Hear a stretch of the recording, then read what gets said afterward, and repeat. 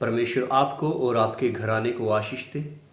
आज हम एक गवाही को देखेंगे। ये गवाही इंग्लिश में है, पर मैं आपको बताऊंगा कि किस तरह से परमेश्वर ने उन लोगों की जिंदगियों को बदला है जो लोग यीशु मसीह के ऊपर, उसके वचन के ऊपर विश्वास रखते हैं और उसके वचन को मानते हैं।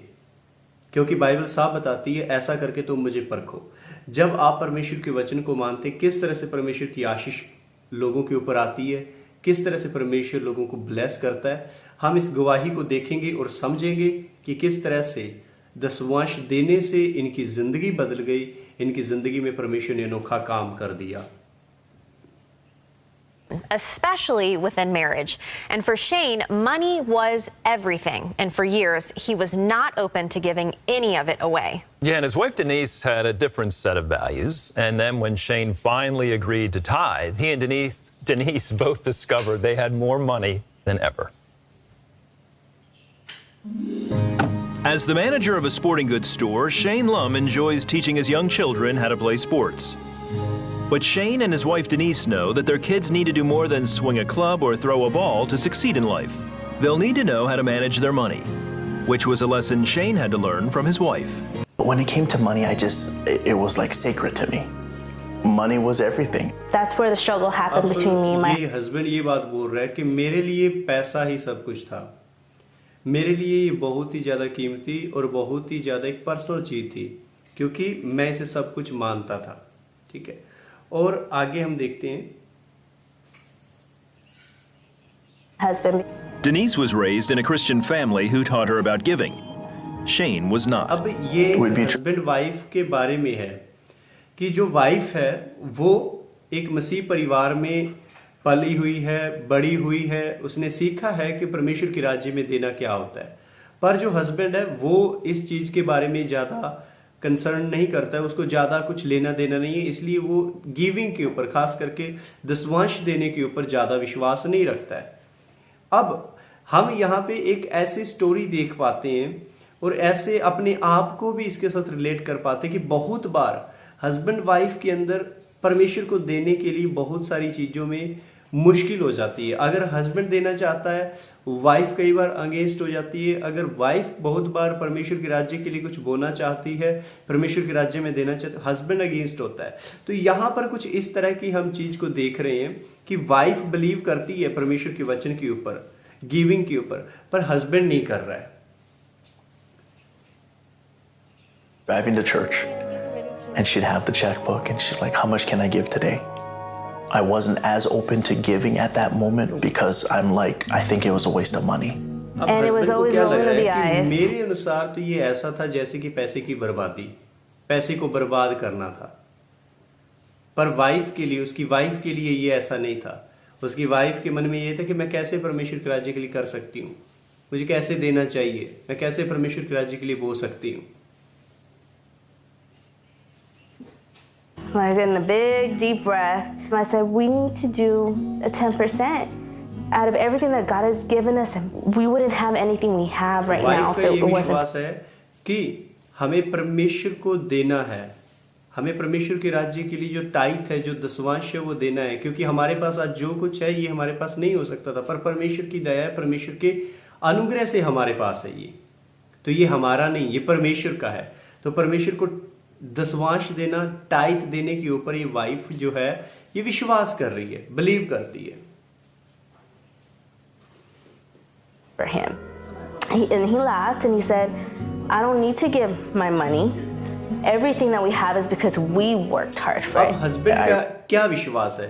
अब यहाँ पे एक आर्ग्यूमेंट को हम देखते हैं, एक फाइट को हम देख सकते हैं। हस्बैंड क्या बिलीव करता है कि हमारे पास आज जो कुछ है उसके पीछे हमारा हार्डवर्क है, हमने मेहनत की है, इसलिए हमारे पास आ जाए। पर वाइफ जो है इस हस्बैंड की, ये वो बिलीव नहीं करती है। वो क्या विश्वास करती है कि हमारे पास जो कुछ है वो परमेश्वर की तरफ से है। अब यहाँ पे दो लोग हैं जिनका आपस में जो ये विवाद होना बनता है, क्योंकि दोनों की सोच अलग है, दोनों का विश्वास थोड़ा अलग है। एक गिविंग के ऊपर विश्वास कर रहा है, दूसरा नहीं कर रहा है। Remember laughing at her, and I saw the hurt in her face, but at the time I didn't understand. I walked away feeling so defeated, disappointed in myself. The arguments over giving ended that night, but Denise's prayers for her husband's salvation continued. A year later, Shane became a Christian. That's when he realized he had been making a big अब mistake. यहाँ पे हम क्या चीज देखने को हमें मिलती है, क्या चीज देख सकते हैं कि उस वक्त जब ये वाइफ जो है ये क्रिश्चियन है, ये विश्वास करने वाली है, ये परमेश्वर के राज्य में बोने पे विश्वास करती है। हस्बैंड हो सकता है ये विश्वास करता हो, पर पूरी तरह से इसने अपनी लाइफ को सरेंडर नहीं किया, पूरी तरह से परमेश्वर को अपनी जिंदगी नहीं दी है। और इसकी वाइफ जो है ये प्रार्थना कर रही थी कि मेरा हस्बैंड जो मेरा पति वो बचाया जाए। पर यहाँ पे हम देखते हैं कि कुछ समय के बाद वो विश्वासी बन जाता है, वो प्रभु के ऊपर विश्वास करता है, और जब वो वचन को पढ़ता है उसे समझ में आता है कि वो कितनी बड़ी गलती कर रहा था, कितनी बड़ी मिस्टेक कर रहा था वो, क्योंकि परमेश्वर का वचन साफ बताता है कि ऐसा करके तुम मुझे परखो। उसके बाद हम देखते हैं I just remember crying out and just saying, I'm sorry. I'm यहाँ sorry पे for इसने being पश्चाताप कर लिया। disobedient when it came to tithing. I'm sorry for hurting my wife. And from that moment on, I said, you know, I'm going to tithe अब faithfully. इसने पश्चाताप 100. किया, क्योंकि बहुत बार जब वाइफ बोलती थी देना है तो इनके बीच में लड़ाई होती थी, झगड़े होते थे, आर्ग्यूमेंट्स होते थे। अब यहाँ पे जब इसे पता चला परमेश्वर का वचन क्या बताता है, इसे पता चला परमेश्वर के वचन के अंदर क्या लिखा है, तो इसने पश्चाताप किया कि मैंने अपनी वाइफ को जो नुकसान पहुंचाया, जो हर्ट किया, जो दुख दिया, उसके लिए परमेश्वर मुझे माफ करे। और उसके बाद इसने वो चीजें करना शुरू की जो सच में परमेश्वर के वचन के अंदर लिखा हुआ है, जो करना जरूरी है हर विश्वासी को। उसके बाद 100%. He's like, okay, we got to tithe, and he's okay with it. He's not checking bills first. He's not seeing if there's enough money to give. He just joyfully and faithfully he gives. Since they made the decision to tithe faithfully, Shane and Denise say that instead of having less money, their income has increased. You know, we've had unexpected checks, अब you know, like अब यहाँ पे हम reimbursement क्या from their देखते हैं students. कि इनकी गवाही है, इन्होंने अपनी जिंदगी में अनुभव किया कि जब इन्होंने परमेश्वर के राज्य के लिए देना शुरू किया, जब इन्होंने ये फैसला लिया, तो इनके पास इनका पैसा कम होने के बजाय परमेश्वर ने बढ़ा दिया। इनकी इनकम बहुत ज्यादा बढ़ गई, इनकी कमाई के ऊपर परमेश्वर ने आशीष दे दी, इन्हें परमेश्वर ने ब्लेस कर दिया, इन्हें परमेश्वर ने बढ़ा दिया। क्या आपको क्या लगता है कि परमेश्वर सिर्फ इन्हें बढ़ा सकता है? क्योंकि परमेश्वर का वचन तो इटर्नल है, वो सदा बना रहता है, वो हमेशा के लिए। और इस संसार में जो कोई भी उसके वचन को मानता है, उसके वचन को पूरा करता है, उसकी जिंदगी में परमेश्वर काम करता ही करता है, उसकी जिंदगी में परमेश्वर आशीष देता ही देता है। हम आगे देखेंगे थोड़ा सा। And loans, and I've gotten 2 raises in the last 2 years. God has blessed me with a good paying job where I'm able to support my children. I'm able to give them things that I wasn't able to have. See what God can do when you have faith. Just see him just pour the blessings down. Tithe is God's money. If you want to क्या see, है कि अगर आपको विश्वास है तो परमेश्वर bless करता है। और हस्बैंड क्या बोल रहे हैं कि जो दसवांश है वो परमेश्वर का हिस्सा है, वो परमेश्वर का पैसा है, वो परमेश्वर का है, वो परमेश्वर का है। और जो परमेश्वर का वो परमेश्वर को देना है, जरूरी है। क्योंकि अगर हम नहीं करते हैं तो हम परमेश्वर के वचन को तोड़ रहे हैं, हम परमेश्वर के वचन को तोड़ते हैं।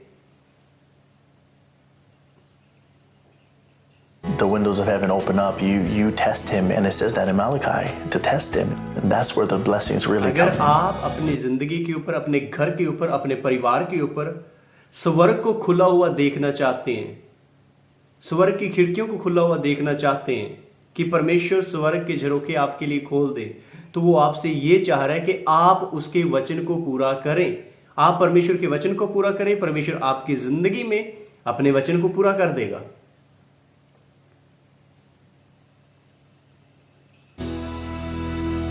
You know, a lot of people discover these principles that Scripture gives about our finances later in life. You know, some folks early on understand what God is calling them to do and are obedient and understand His financial principles. But for a lot of us, it takes some tough lessons to. जो लोग भी, कोई भी व्यक्ति परमेश्वर के वचन को पूरा करता है, परमेश्वर उनकी जिंदगी में आशीष देता ही देता है। कोई भी व्यक्ति जो परमेश्वर के वचन के ऊपर विश्वास करता है और देना शुरू करता है, गिविंग के ऊपर विश्वास करता है और परमेश्वर के वचन को मानना शुरू करता है, टाइथ देना शुरू करता है। और टाइथ सिर्फ लालच के लिए नहीं कि मैं दे रहा हूं कल को मुझे मिले, परमेश्वर से प्यार करते हुए जो ये करता है परमेश्वर उसकी जिंदगी में आशीष देगा ही देगा, बरकत देगा ही देगा। परमेश्वर ने एक समय नियुक्त किया है, उसके अंदर परमेश्वर व्यक्ति को उठाता है, पर जो कोई परमेश्वर के वचन को पूरा करता है उनके जिंदगी में कभी परमेश्वर कमी रहने नहीं देता है। शैतान आपको भरमाएगा, शैतान बहुत सारी बातें बोलेगा, पर आपको हमेशा याद रखना है शैतान कभी ये नहीं चाहता कि आप फाइनेंशियली प्रोस्पर हो, ब्लेस्ड हो, आप आशीषित हो। आप चाहे तो दसवांश की चोरी करके अपने पास रख सकते हैं, ये शैतान चाहता है आप रखें, पर आपको क्या लगता है वो रखने से क्या आप ब्लेस्ड हो जाएंगे, आप आशीषित हो जाएंगे? नहीं ना। अगर आप आशीषित नहीं होंगे तो रखने का क्या फायदा? आप ब्लेस्ड, आप आशीषित तब होंगे जब आप परमेश्वर का जो है वो परमेश्वर को दे देंगे। आप परमेश्वर के वचन को जब पूरा करेंगे तब परमेश्वर आपको आशीष देगा, तब परमेश्वर आपको ब्लेस करेगा। इसलिए आप परमेश्वर के वचन को मानना शुरू करें, परमेश्वर के वचन के अनुसार चलना शुरू करें और अपनी जिंदगी में हर एक तरह की आशीष को देखें।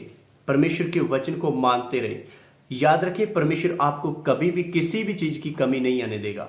जैसे परमेश्वर ने इस हस्बैंड और वाइफ की जिंदगी में कार्य किया, वैसे ही परमेश्वर आपकी जिंदगी में भी कार्य कर सकता है। वो परमेश्वर पक्षपात करने वाला नहीं है, एक को बढ़ाता है दूसरे को घटाता है, नहीं, वो परमेश्वर सबको बढ़ाना चाहता है, वो परमेश्वर सबको उठाना चाहता है। पर ये हमारे फैसले होते हैं, ये हमारे डिसीजंस होते हैं जो हम लेते हैं और हमें पीछे लेके चले जाते हैं। अगर हम प्रभु के अंदर अपने फैसले सही तरीके से लेंगे, अपने पैसे को अच्छे से मैनेज करना सीख लेंगे, जान लेंगे, तो यकीन मानिए परमेश्वर का वचन सच्चा है, वो आपको कभी किसी भी चीज की कमी नहीं रहने देगा, वो आपको पीछे नहीं जाने देगा, क्योंकि परमेश्वर अपने वचन को पूरा करने वाला परमेश्वर है। मैं आशा करता हूं जिस भी व्यक्ति ने, कोई भी है आप, अगर इस वीडियो को देख रहे हैं, अगर आपने इन वचनों को सुने, इन बातों को सुना है जो परमेश्वर के वचन के द्वारा है, आपने जरूर आशीष पाया है। आप हमें कमेंट करके बता सकते हैं। परमेश्वर आपको और आपके घराने को बहुतायत से आशीष और बरकत दे।